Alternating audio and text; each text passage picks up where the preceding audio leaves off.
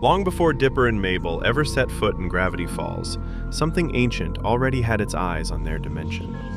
Millions of years ago, a massive spacecraft crashed into what would eventually become the town of Gravity Falls. The initial human inhabitants of the valley were the native population of Gravity Falls, who mysteriously evacuated around 1000 AD after a shaman named Modoc received a prophecy about the impending Weirdmageddon from his interactions with Bill Cipher. Believing the land itself to be cursed, the natives left the valley behind, abandoning numerous artifacts and warnings throughout the region. Centuries later, in 1842, the town of Gravity Falls was officially founded by the 8-and-a-half President of the United States, Quentin Tremblay. Tremblay discovered the valley after accidentally falling off a cliff while riding his horse backwards. Despite the bizarre circumstances, the area soon became a small settlement, with Tremblay serving as its first mayor. In 1862, Tremblay attempted to achieve immortality by preserving his body in peanut brittle and hiding himself in an underground cave beneath what would later become the Gravity Falls Cemetery.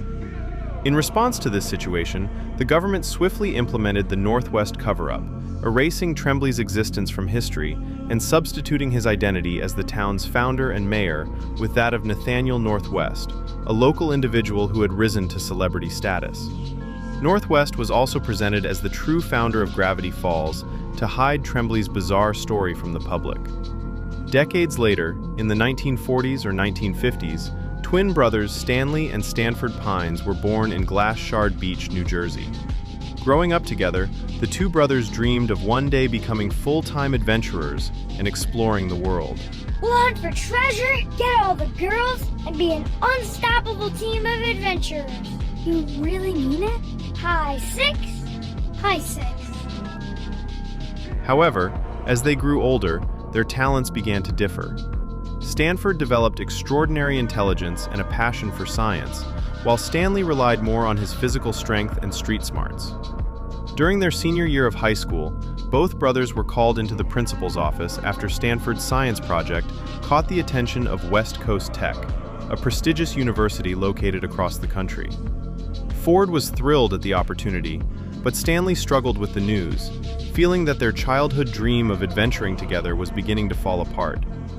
Things took a turn for the worse when Stanley accidentally damaged Ford's infinite motion machine.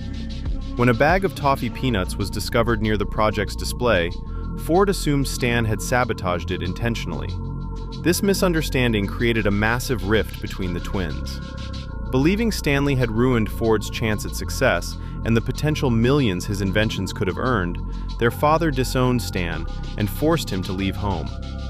Now completely alone and cut off from his family, Stanley set out into the world with one goal in mind: to achieve a level of fame and fortune that would surpass anything his brilliant twin brother could ever accomplish.